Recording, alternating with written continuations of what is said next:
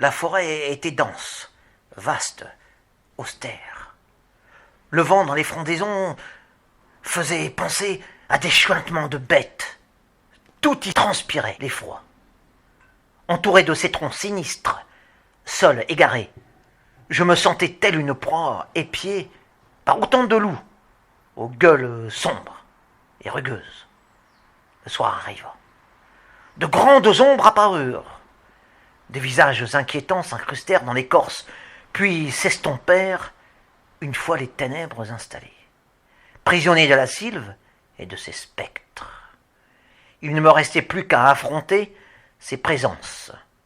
Réelles ou imaginaires, quelle importance d'ailleurs. Ces entités dans les bois, avec leurs allures terribles, ressemblaient à des morts, prenant la place des vivants. Illusion ou incarnation palpable, cela suffisait pour me glacer le cœur. Une longue nuit m'attendait. Allais-je y survivre? Les heures passèrent et je crus entendre des cris, des rires, des mots interdits. Avais-je rêvé?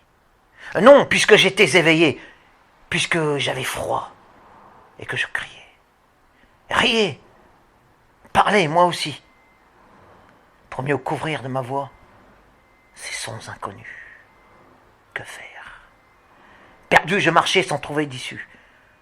Le jour, espérais-je, allait me délivrer de ce labyrinthe végétal. Mais l'aube semblait un réveil encore lointain. Pour le moment, le cauchemar m'étreignait et m'emportait dans ses profondeurs. Des bras m'enlaçaient et des têtes me pétrifiaient de leurs regards de gargouilles. Branches, racines ou souches, ces êtres multiformes entravaient mes pas, se dressaient sur mon chemin, me défiaient avec leurs airs obscurs et mystérieux. Pris de panique, je distribuais des coups de tous côtés. Je luttais ainsi contre des ennemis furtifs, insaisissables, volatiles. Mes poings, cependant, rencontraient des feuilles, des parties dures, des faces informelles. Qu'était-ce donc? L'affrontement contre ces adversaires invisibles dura l'éternité de la nuit.